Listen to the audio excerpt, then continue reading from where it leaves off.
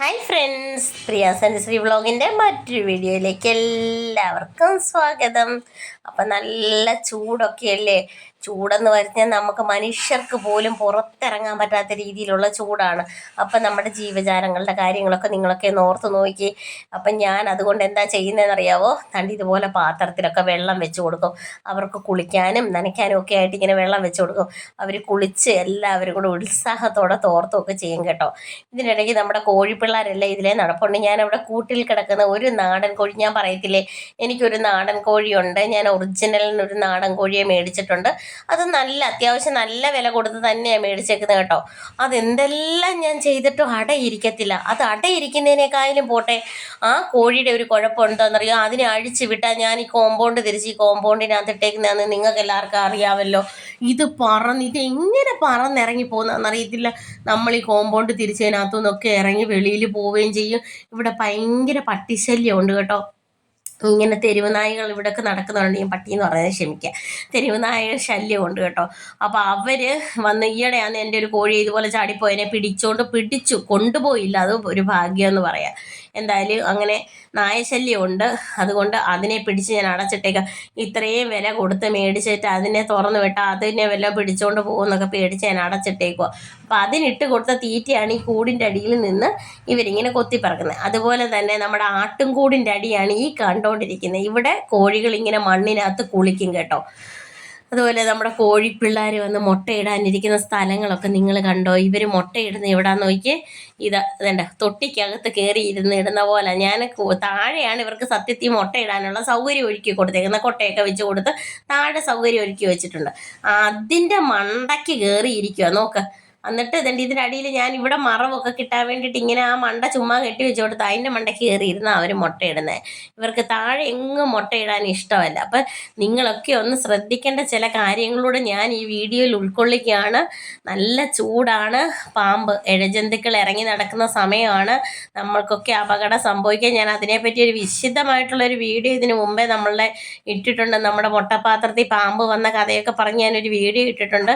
അതുകൊണ്ട് നിങ്ങളെല്ലാവരും ശ്രദ്ധിക്കുക, സേഫായിട്ടിരിക്കുക. കോഴിക്കാഷ്ടത്തിന് മണം ഉള്ളതുകൊണ്ട് പാമ്പ് പെട്ടെന്ന് അടുക്കുമെന്നാണ് പറയുന്നത്. പാമ്പിന് മണം ഒന്നും ഇതല്ല എന്നാണ് പറയുന്നത്. പക്ഷെ എന്നാലും പാമ്പ് പറയുന്ന മണം പിടിക്കില്ല പാമ്പെന്നാണ് പറയുന്നത്. പിന്നെ എങ്ങനെയാണ് ഇതൊക്കെ വരുന്നത് കോഴിയൊക്കെ ഉള്ളിടത്ത് എന്നൊന്നും എനിക്കറിയത്തില്ല കേട്ടോ. അതിനെപ്പറ്റി ആധികാരികമായിട്ടൊന്നും പറയാൻ ഞാനില്ല. പക്ഷെ എന്തായാലും കോഴിയൊക്കെ ഉള്ളവർ ശ്രദ്ധിക്കുക. മുട്ടയെടുക്കാനും ഒക്കെ ആയിട്ട് പാമ്പ് വരും, അത് ഉറപ്പാണ്. ഞാൻ ഇതിന് മുമ്പേ വീഡിയോ ഇട്ടതിനകത്ത് കാണിച്ചിട്ടുണ്ട് എൻ്റെ മുട്ടപാത്രത്തിൽ പാമ്പ് കയറിയിരുന്നത്. അപ്പോൾ അതൊക്കെ ശ്രദ്ധിക്കുക. പ്രത്യേകം ചൂട് സമയമാണ്, ഇവർക്ക് വെള്ളമൊന്നും കിട്ടാത്തതുകൊണ്ട് അവർ ശല്യം ഇങ്ങനെ ഇറങ്ങി നടക്കും. അവരെ കുറ്റം പറഞ്ഞിട്ട് കാര്യമില്ല, നമുക്ക് സഹിക്കാൻ പറ്റുന്നില്ല. അപ്പോൾ ആ ചൂട് ജീവജാലങ്ങൾക്ക് പറ്റുമോ? അതുങ്ങൾക്ക് പറ്റില്ല. അപ്പോൾ നമ്മുടെ BB380 മക്കളാണ് ഇവർ നിൽക്കുന്നത്. ഇവർക്ക് തീറ്റയും വെള്ളവും എല്ലാം ഞാൻ കൂട്ടിൽ തന്നെയാണ് കൊടുക്കുന്നത്. ഇവർക്ക് ഇപ്പം ചൂട് ഇങ്ങനെ കൂട്ടിൽ തന്നെ നിൽക്കുന്നതുകൊണ്ട് ഷീറ്റിൻ്റെ ഒക്കെ ചൂടും ബുദ്ധിമുട്ടുകളും ഒക്കെ ഉണ്ടാകും. അതുകൊണ്ട് ചൂടില്ലാതിരിക്കാൻ വേണ്ടിയിട്ട് അവരുടെ കൂട്ടിനകത്ത് എപ്പോഴും വെള്ളം വയ്ക്കുക.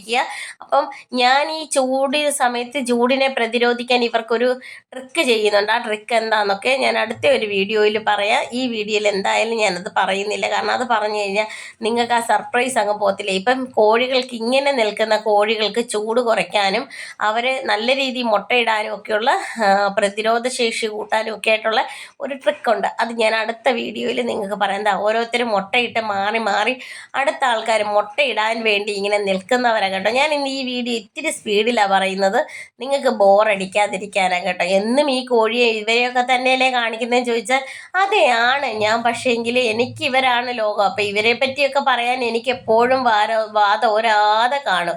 അതുകൊണ്ട് അവരെ തന്നെ വെച്ച് ഞാൻ അതിൻ്റേതായ രീതിയിൽ ഓരോ വീഡിയോ ആക്കി മാറ്റുന്നു. നിങ്ങൾക്കൊക്കെ ഇഷ്ടമുള്ളവർ കണ്ട് സപ്പോർട്ട് ചെയ്യുക, കൂടെ നിൽക്കുക, കമൻറ്റൊക്കെ എഴുതിയിടുക. അപ്പം നിങ്ങളുടെ വിലയേറിയ കമൻറ്റുകൾ അത് വലിയൊരു പ്രചോദനം തന്നെയാണ് മുന്നോട്ട് വീഡിയോകൾ ചെയ്യാൻ. നിങ്ങൾക്ക് വിമർശിക്കാം, നല്ലത് പറയാം, ചീത്ത പറയാം, എന്തും പറഞ്ഞ് നിങ്ങൾക്ക് കമൻറ്റുകളൊക്കെ ഇടാം കേട്ടോ. അപ്പം വയ്യുമ്പാടായപ്പോഴത്തേനും നല്ലൊരു മഴ പെയ്തു. മഴയെന്ന് പറഞ്ഞാൽ എന്താ പറയുന്നേ, നമ്മുടെ മനസ്സും ശരീരത്തായിട്ട് തണുപ്പിക്കുന്ന രീതിയിൽ നല്ലൊരു മഴ പെയ്തിട്ടുണ്ട്. നല്ല ശക്തമായിട്ടുള്ളൊരു മഴയാണ് കേട്ടോ.